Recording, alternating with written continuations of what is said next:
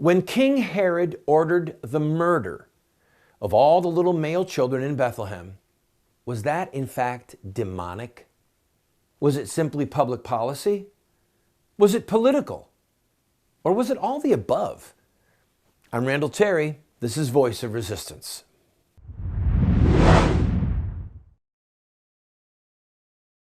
Welcome to the program, friend. I'm Randall Terry. Thank you for joining me. My goal is to help you be a voice of resistance and then a warrior for truth in the public square.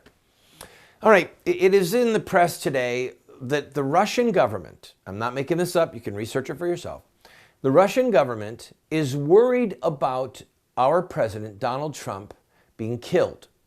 They're actually worried about him being assassinated. And they frankly can't figure out what's going on in America. They look at the far left, they look at the far right, they look at the hawks, they look at people who want one world order, they look at people who want protectionism and are concerned about American jobs and trade deals. And they look at us and they think, are these people crazy? And to top it off, we, the Russians, are worried that somebody might try and kill the president. Now, I want to talk about that, but in a very tangential way. I want to go back to Herod, and I want to go back to the babies. Trust me, I'll bring this all the way back around to the Russians' fears. Herod was a very evil man. He heard the report of the Magi, the wise men who came from the east, and he and all Jerusalem with him, they were troubled because they heard about this king, King of the Jews, who was born. We've seen his star. And so when they did not bring back word where he was, he decided, I'm going to be rid of this child. Now he told the Magi, tell me where he is because I want to come and worship him too. It was a total lie. If he'd have found out where the Christ child was and got his hands on him, then only the baby Jesus would have been killed. It sounds to me, it reminds me of the baby killers in America who, and remember, I'm going to come back around to this question, was what Herod did demonic, public policy, political? What was it? But his statement, I want to worship him too, reminds me of the pro-baby killers who say, none of us like abortion. We all want fewer abortions. Let's do what we can to have less abortions. Let's give birth control and teach birth control in schools. Number one, they don't want less abortion. For them, it's almost a rite of passage. When you look at people like Scarlett Johansson, the actress who plays in some of the superhero movies, Black Widow, I believe her name is. Is it her name Black Widow? Is that it? Black Widow? Or whatever her name is. She recently made this obtuse statement about really needing Planned Parenthood when she was a teenager. Did she have a baby killed? I would like her to tell us if she did or not. Just say yes or no. Did you mean that you had one of your babies butchered, killed? Or did you mean that you just needed birth control so that you could fornicate? What did you mean? So when you look at the child killing movement, sexual immorality, sleeping around, fornication, sin, whatever it is that you want to call it, it is inextricably linked to their desire to kill babies. All right? They want to be able to sleep with who they want to be able to sleep with. And then if they get pregnant, if the woman gets pregnant, then the lady, the guy involved, they want to be able to rid themselves of this inconvenient human life. It's going to mess up their college plans, their plans to go on tour, whatever it is. So when they say, we really don't like it either, bring back word to me where the Christ child is so I can come and worship him too. No, they're just lying. They actually have an affinity with death. Read the scriptures. One of the scriptures I read the other night says that they made a covenant with death. They love death. They embrace death because they hate God, because they hate God's commandments. So for many of them, it's like a rite of passage. So I asked the question about Herod. Was it demonic? Was it public policy? Was it political? Was it all the above? And then think about our president. The hatred, the visceral hatred. That magazine that was recently put out in Ireland with a scope, with an image of a scope pointed at his head. Is it demonic? Yeah. Is it more than that? Yes. I'll be right back. Don't go away.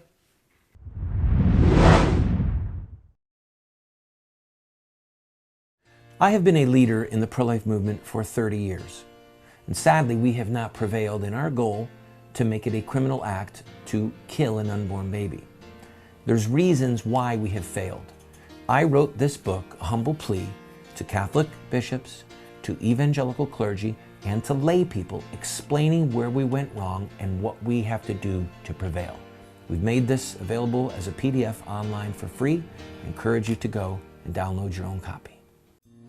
When I was a prisoner in a prison work camp in Alpharetta, Georgia, I had a lot of time on my hands to research who the bad guys were in the death of our culture.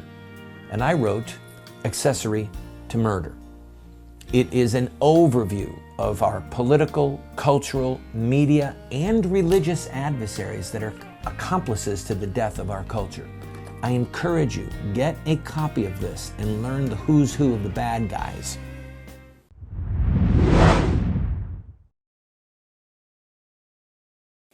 Welcome back to the program, friend. I'm Randall Terry, teaching you to be a voice of resistance. Yes, let's cut to the chase on Herod and then bring it back around. What Herod did to the babies was, in fact, demonic. And it was also public policy in that he did not want other people worshiping the Christ child. This is something we're not going to allow. And it was also political because he did not want anyone else to be king.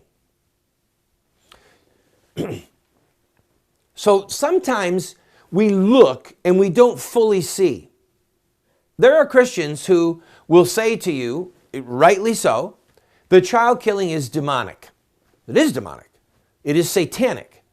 It is the closest, in some people's theology, it is the closest that Satan will ever come to harming God. Think about that. Jesus said, allow the little children to come to me because to such belongs the kingdom of heaven. Jesus said, whatever you do to the least of these, my brothers, you did to me. Jesus said, whoever receives a little child in my name receives me. Okay? An attack on a child is like an attack on Christ himself. And in many ways, an abortion mill is like a portal into hell. All right? So it's demonic.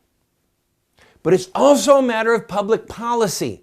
Right now in America, it is legal under our demonic laws, and I say legal, it's still a criminal act with heaven, and therefore it can never be truly legal, but it is a part of our public policy to allow people to murder their own babies without fear of punishment. All right? So it is a matter of public policy, and it's political.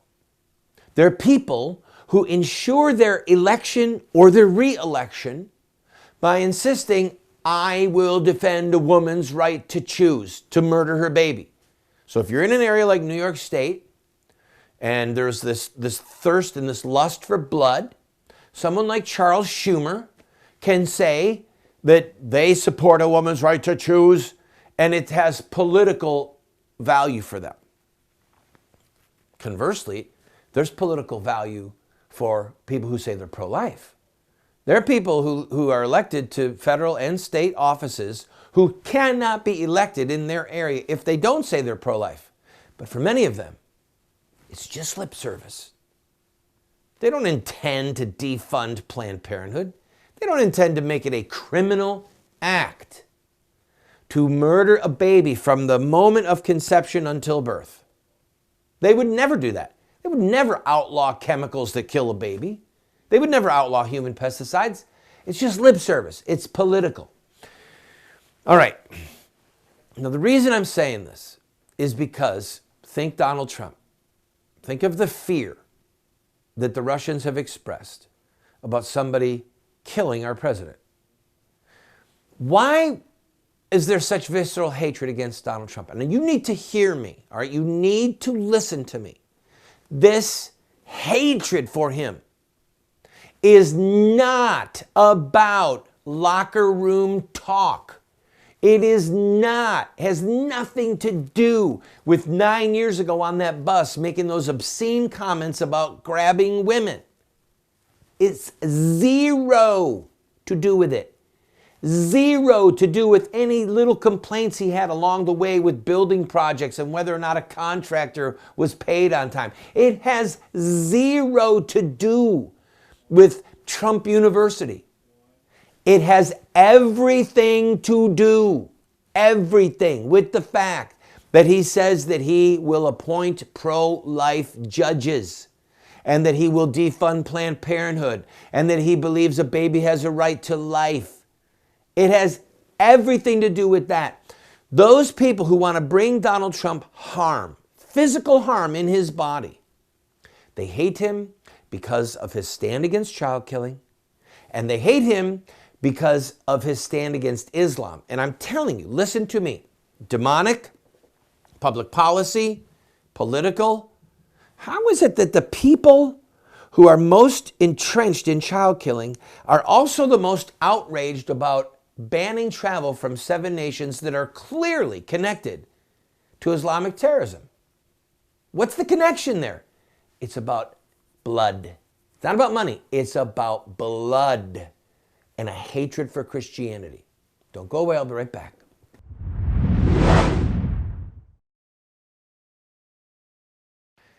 As a Christian leader and as a public speaker, I've had the privilege of speaking in some of the largest events in America, some of the biggest pulpits in America. I've spoken at the late Jerry Falwell's Thomas Road Baptist Church, and I've spoken inside of the Vatican. I also would be honored to come and to speak in your community. If you have an event where you need a public speaker and you want to talk about pro-life, you want to talk about marriage, you want to talk about political activism, you want to talk about the threat of Islam. There's many issues that I'm fairly well read on and can speak to your group. If you need a speaker for a fundraising event, I've done many of them and helped people raise hundreds of thousands of dollars over the years. So I'm available to you. If you'd like to talk to me about coming into your community to speak at your event, contact us at the web address or the phone number that you see on the screen. It took me 14 years to write it. 4 rewrites, countless edits. I poured my heart and soul into Dragon Slayers. At points a very inspiring and painful book to write. I encourage you to go to our website and look at the reviews that we have gotten from readers of this book, and then avail yourself. It's an allegory, and I promise you, you'll be inspired.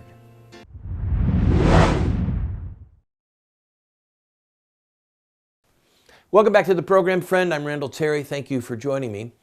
We have people in the body politic in America that embrace child killing as a right, a political right, as well as a right, R-I-T-E. Some hideous affinity with death and the demonic. They might not know it, they might not believe it, but it is that. It is a self-conscious rejection of the Christian Trinitarian God of the Jews, God of the Old Testament, God of the Hebrews, God of the Trinity, the Blessed Trinity, Father, Son, and Holy Spirit. It is a self-conscious rejection of Him and His laws. And these are the same people that are saying, let in the people from these 7 nations. Islam is a religion of peace. How can anyone be that stupid? It's a spirit. It's in part spiritual. They hate the Trinitarian God and His laws, and they despise Christians. They despise those of us who say, look, it's murder to kill a baby. Ashton Kutcher, Ashley Judd, these poor lost souls, these are not intelligent people. They're not wise people. They're really stupid people. Many of them, they can read. I'll grant you that. They can read a cue card. They can read a script and they can memorize lines. Okay? That doesn't make them intelligent. It makes them articulate. It makes them good actors. Right? And by the way, the word hypocrite is also from the same root as actor. That's where we get the word actor in America. It's from the root, the origin of the word is hypocrite. So we have these people who say, let the Muslims in. Now, one of the organizers of the Women's March after President Trump's inauguration was a Muslim female. Now, the irony of this borders on sick, like a dementia of some kind, some type of a warping of the brain. All you have to do is pick up a book. Do I have my books around? I know that the material is secretly hidden away in books, like this book. Excuse me, I know this is bad TV, guys. I beg your pardon. For those of you watching on TV and not listening. So this is Sahih Muslim. This is one of the books of Islam. It's one of the books that record the words and deeds of Muhammad. If you read Sahih Muslim, all right, this data is secretly hidden away in books, Ashley. All right, Ashton, I know that you're not a big reader, okay? I know you read DC comic books perhaps, but these books will tell you that Muhammad, the founder of Islam, had sex slaves, okay? These books will tell you that Muhammad authorized the rape of women. These books will tell you that Muhammad married a little girl when she was 6, and then by her own testimony, he consummated the marriage with her when she was 9, okay? Aisha, the child bride, the only virgin that Muhammad ever married was a child. All right, and she was prepubescent. That stuff is in these books.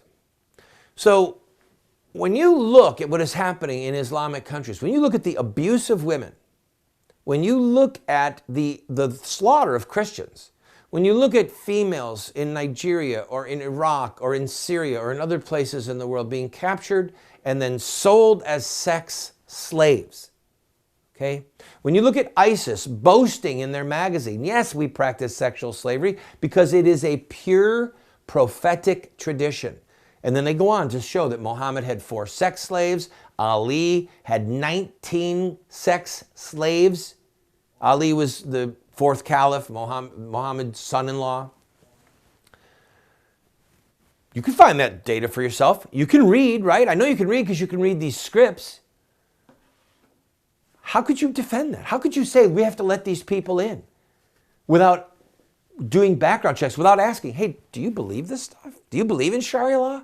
Do you believe that a woman, when she's captured, that her previous marriage is immediately annulled by virtue of her capture, which is what Sharia law said and what Muhammad taught and what Muhammad did? That's what Muhammad did.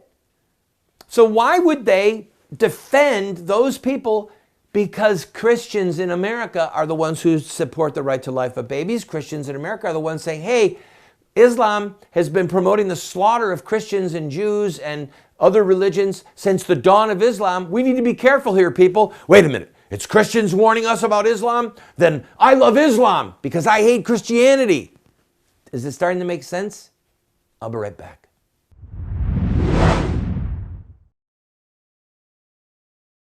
I'm inviting you to not only watch this program, but invite your friends to do it.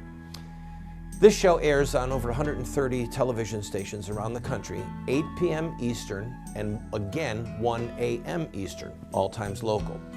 But you might have a friend in another city who can't get it on their television set. They can watch it live on their computer if they want.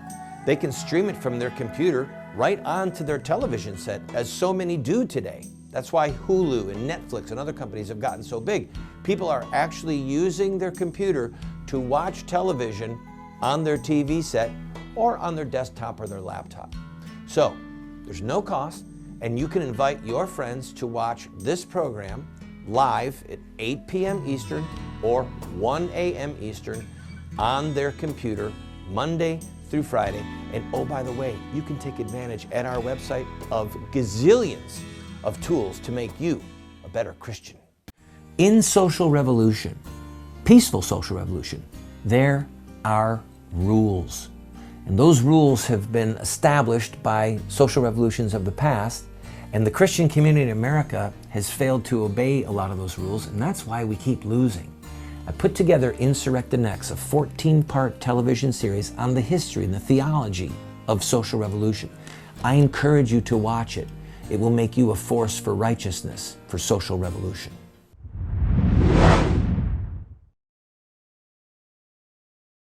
Welcome back, friend. I'm Randall Terry.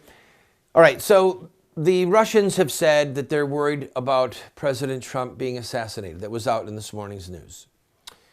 There was a magazine in Ireland in the last week, and I didn't really want to talk about it, but there's enough going on now where I probably should, that showed a scope. It was a picture of Donald Trump's head from the neck up, and it had a scope of a rifle pointed right at his temple.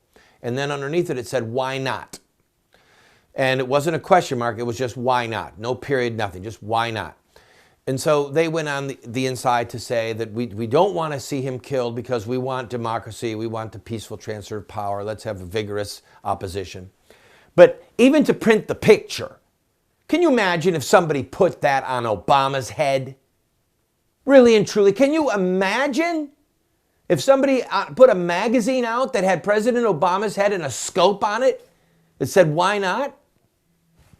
All right, so here's what I want to bring it full circle back to Donald Trump and the issue of the hatred, the visceral hatred for him.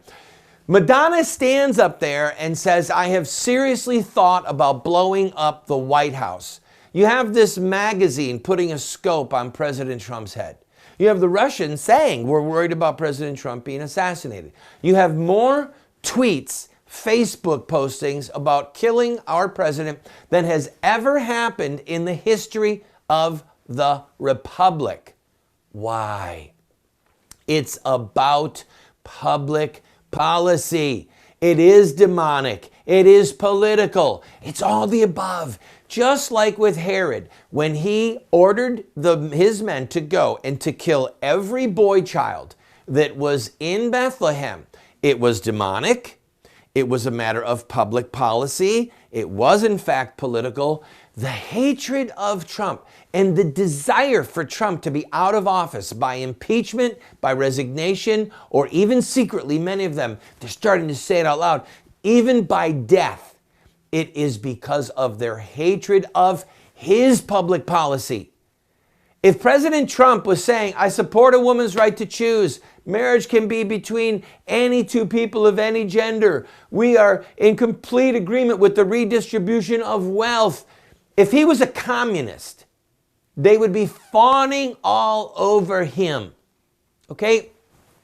His business experience would not be condemned. So they're mocking him. They're saying, "Oh, he's out of touch." They take all of these straw men and beat him up and beat up Ivanka, and they beat up his sons. This is about public policy, okay? It's because they are evildoers, and they have controlled most venues of the federal government for a generation. All right, even under Bush the Younger, they were entrenched. Bush the Younger controlled the White House, the Senate, and the House of Representatives. Did they defund Planned Parenthood? No. What was the bone they threw us? "We made partial birth abortion illegal." La-di-da. So you can't kill a baby at 8 months with this particular type of murder, but you can murder that baby in this way, that way, this way, and that way. That was the biggest farce. It was disgusting. It was a disgusting farce for the uninformed and the uneducated and for politics. Okay? And for politics. So I want you to understand something, people. It's all the above. We are in a spiritual war for the soul of this nation, and we're losing. We've been losing for some time. Don't let anyone tell you we're winning, and do not let anyone tell you that the election of President Trump means that we're winning. It means we got a reprieve. It's spiritual. It is public policy. They want a public policy to have child killing, to have homosexual marriage, and to have free speech. They want communism. They want the redistribution of wealth, but they want free speech. They want pornography. They want sexual immorality. And finally, it's political. The hatred of him and the wishing of him of ill is political, because the people that are in power in politics make public policy that can in fact be demonic. So our mission as Christians is to fight on all fronts, spiritual, public policy, and political. Let's go, people. We're called to be the church militant. God bless Donald Trump.